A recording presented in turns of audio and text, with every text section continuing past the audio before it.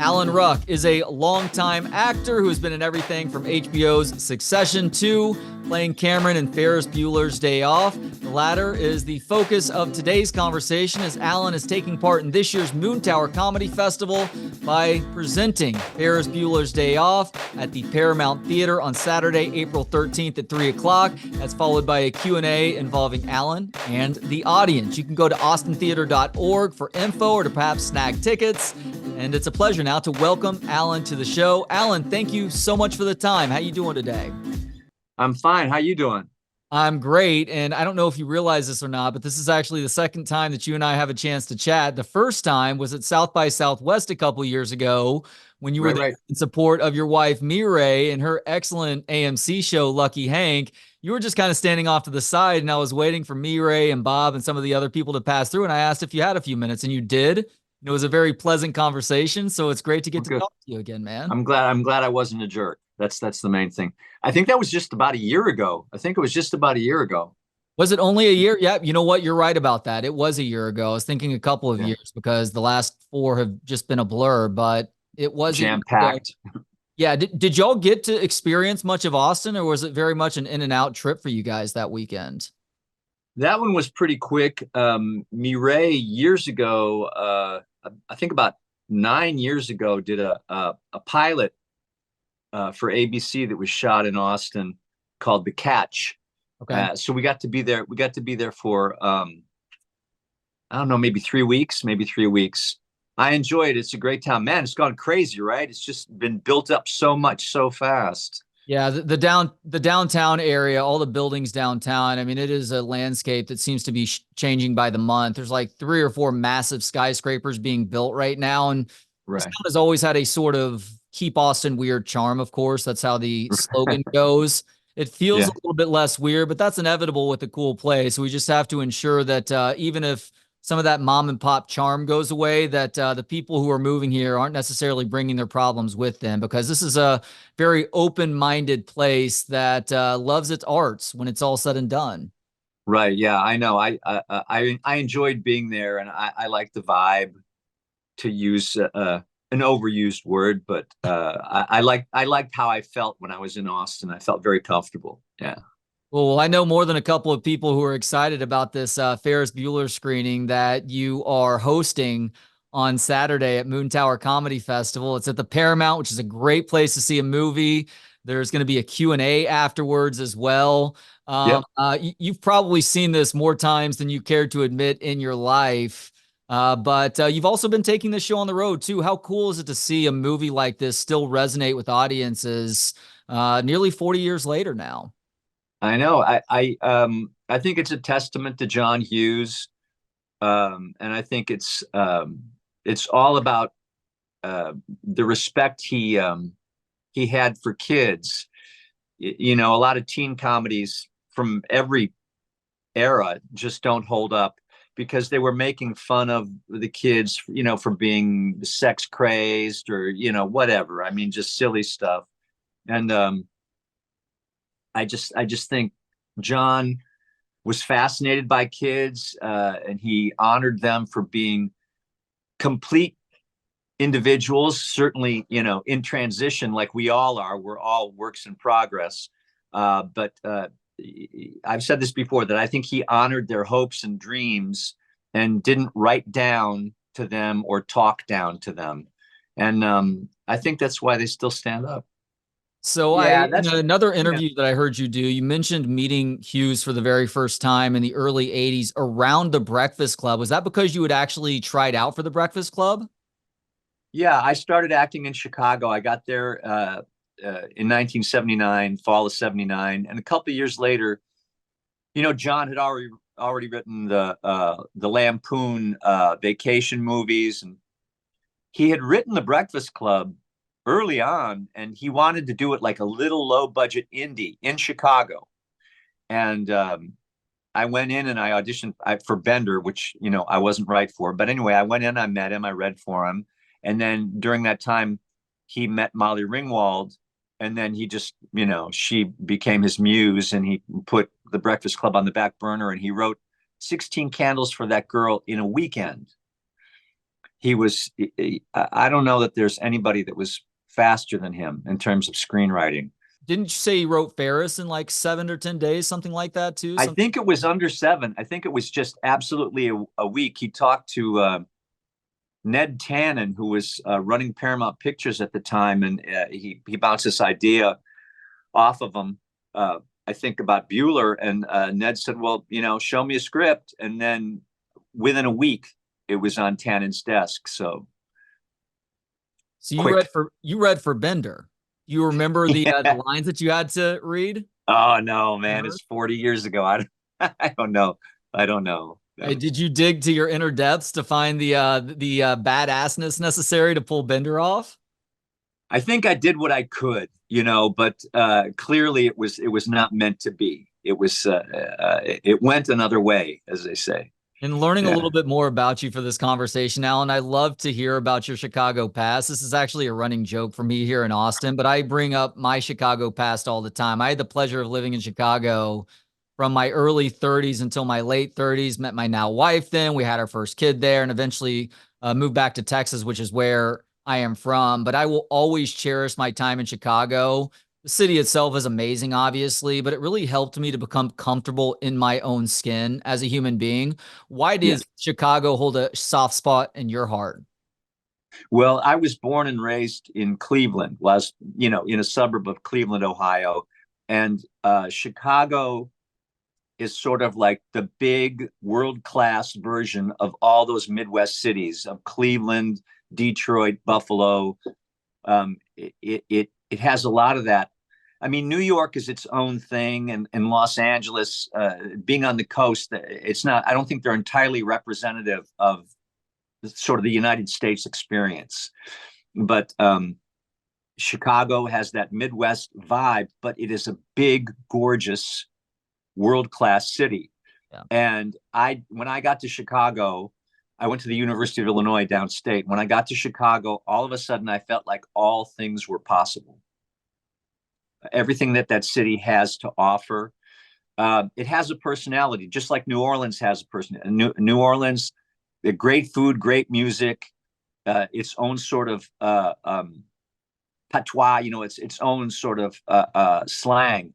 Chicago's the same way. It's got this great history, fabulous food, amazing restaurants, great music, and the arts. I mean, you're talking about Austin, loving the arts. I mean, Chicago is it's a nurturing place. And that's what it opened up for me. Now, my wife, Mireille, started out in New York. So New York holds that same kind of magical spot for her. And maybe it's because we were young when we got to our respective places, and that's where things started to happen for us, that Yeah. we have those fond memories. But yeah, Chicago is, it has a big place in my heart.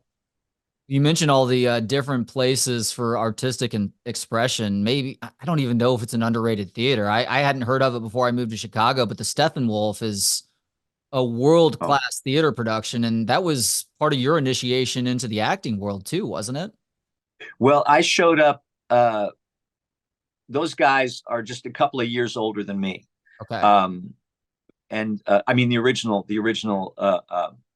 members.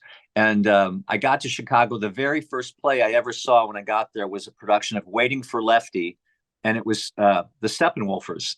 And I was feeling pretty good about myself. I was 23 years old. I thought I knew what I was doing. And I see these guys that are just a couple of years older than me. Not only were they mind-blowingly talented, but they were charting their own course. They were just waiting for somebody to call them in for an audition. They had this company, and they were like charting their own destiny. They were making it happen. A very impressive group of people. And those guys, Gary Sinise and Terry Kinney and Jeff Perry, the three guys that started the whole thing when they were like 18, they're so smart because they knew that separately they were good, they were talented, but they knew together they were amazing, and that they had an incredibly deep bench. It was just one person after another who was a wonderful actor, and it's just some of the most exciting stuff to this day that I've seen on stage.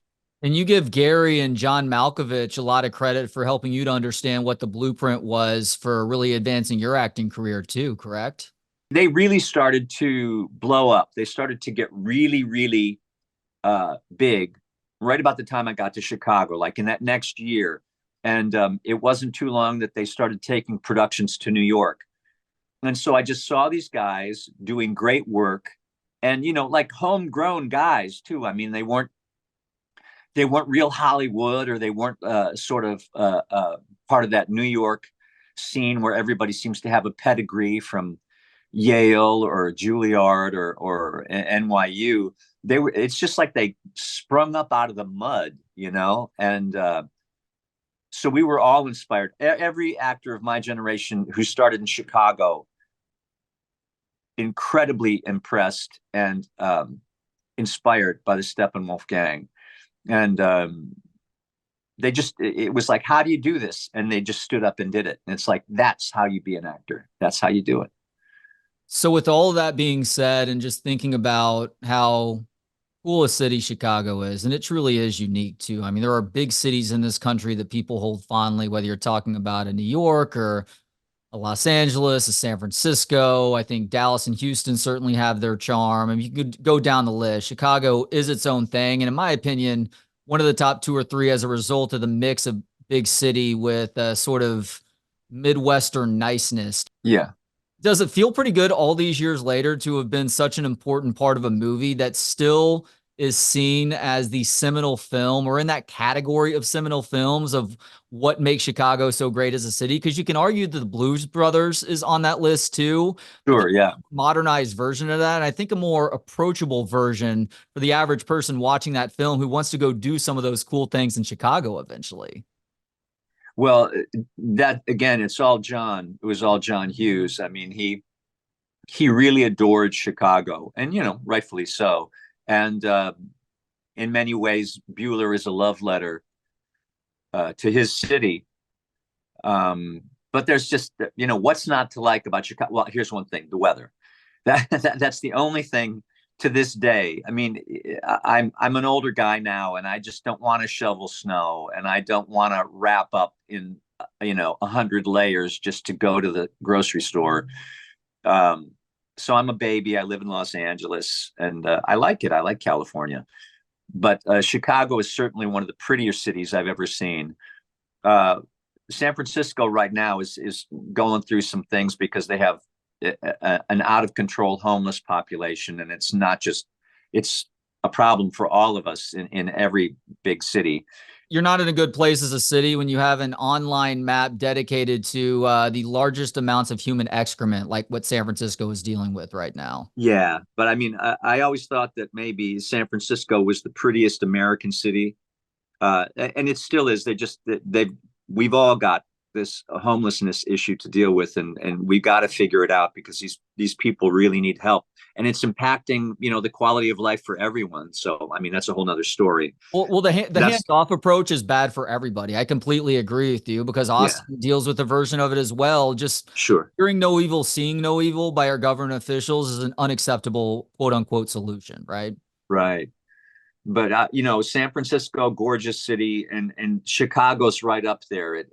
They years ago were very smart. They developed the whole lakefront as a park, and gorgeous architecture. And then after the Great Fire of 1871, wasn't it 1871? Yeah. They started to build everything out of brick and stone. So even like the corner store, like the mom and pop store on the corner, it was built during that period of like the 1880s, a lot of these buildings, and they're just gorgeous, that they're built out of brick and stone. They were made to last. So the city's got a great deal of charm, a lot of character. Yeah, and as you'll learn if you ever go on the architecture cruise, most of the buildings downtown have context to the buildings next to them. So there's a certain cohesiveness. One exception, of course, is the Trump Tower, which looks like a giant needle to the brain and has no context compared to anything else. Shouldn't surprise anybody knowing that now. Yeah. Well, it was made to stick out. Yeah. Yes, it was. I'm Yeah. with you, by the way, on the winter. That was my only really big gripe. Well, the politicians were a little bit of a problem too, but 6 to 8 months of winter for the possibility of anywhere from 6 weeks to 2 months of summer, that trade-off no longer became worth it for me as soon as we had a kid. Yeah. Our freedom was going to start going downhill pretty quickly as adults anyhow, you know? Yeah. I mean, the month of May and the month of October generally in Chicago are glorious, but you're gonna pay for it. Do you have a favorite element of just what you were able to do with the Cameron character all these years later? I know you don't like watching the young version of yourself acting things out. You get very nitpicky, which is completely understandable. I hate listening to myself when I have to go back and edit conversations. So I do understand and not wanting to go do that, especially not wanting to go do that decades in the past. But is there something that sticks with you all these years later about that performance, Alan? I guess I'm really pleased that I allowed myself to relax into it. I mean, I worked hard, I prepared, but I feel like on the day I was. I mean, what you really need to do is you plan your work, but then I had an acting teacher that said once they say action, what you got to do is you got to jump off the diving board and see what happens. And so I think we had a fair bit of spontaneity in that movie, and I hadn't had that much movie experience, film experience at that point, but I felt good about that. I felt like it was pretty spontaneous, and that's kind of what I'm always hoping for. You guys were actually at the Cubs game. Oh yeah. So what Yeah. what were the circumstances surrounding the parade? Was that on Michigan? Where was that? Was there an actual parade planned, or was that Hughes just doing a great job of coordinating things? I think that's why they decided to shoot in Chicago at that time, because there really was a German American Day parade during the time that we were in Chicago. Hmm. And so one Saturday we were just part of the parade, and we had our own little float, and we would sneak, we sort of sneak into the line of the parade, and the cameras were set up, and we'd go a couple of blocks, and then we'd duck down a side street and get back onto the end of the parade, and then and that was the whole first Saturday. And then a week later we did all the close-ups of Matthew singing with the girls on the parade, all the close-ups of that. We did the scenes with Mia and I, and then a great guy named Kenny Ortega was the choreographer and second unit director, and he did all those great things with the people dancing down the steps, and construction workers dancing, and panning the crowd. They did all that stuff, so it took at least 3 full days of work to film that parade sequence. Yeah. Last Bueller question now, Alan. Have you ever been to Egypt land? No, I have not. No, I have not. And just a couple quick questions on Succession. Obviously, modern audiences know you from Succession. You did a phenomenal job on that show. Such a great show. You described working on that show as addicting. What was so addicting about being a part of that cast and production over the last several years? The writing. I mean, I think all of us are just spoiled rotten now. And I mean, there's a lot of wonderful writers out there, a lot of talented people producing great stuff. But our whole writers' room, they were all award-winning playwrights and people who had created television series and written movies in their own right. And then they were all gathered together in this room by Jesse Armstrong, and just you knew exactly when you read the script, you knew exactly where your character was. You knew exactly what you were supposed to be thinking. It was just a very sort of detailed roadmap of what to do. And then the other thing is we had an amazing cast, a bunch of talented people. We had terrific directors, and it was just a blast to watch other people do their thing. The whole thing was just thrilling. And were you happy with how the show ended? Yeah, I mean, I think Jesse was right. He originally thought it was just going to be a 3-season show. And then it turns out they had a little bit more story to tell. There was a rumor at one point one of our writers, Georgia Pritchett, said in an interview that the series would be at least 4, but certainly no more than 5 seasons long. And I think just because I love the people and the whole thing, I mean, you know, there's no great hardship to be on a show that everybody says is wonderful. You know, it does something for your self-esteem. So if it had been possible, sure, I would have liked another season. But I think Jesse was smart to end it when he did, and we went out on a real high note. And we didn't, you know, wind up jumping the shark in any way. Very well said there. He is Alan Ruck. You can check out Alan here in Austin this week. You can actually hang out with him through Ferris Bueller's Day Off and a Q&A afterwards as part of Moontower Comedy Festival. This Saturday, April 13th at 3 o'clock at the Paramount. Go to austintheater.org to snag tickets for more info. Alan, real pleasure getting to catch up with you again. Thank you so much for the time, and safe travels to and from Austin this weekend. All right. Thanks, buddy. It's nice to see you again. Thanks to Gentleman Jesus for the intro and outro music. Hear more of his work at gentlemanjesus.com. And thanks to you for hanging out. For more of the show and to connect on social media, visit booksonpod.com. We'll talk to you next time. Books on Pod.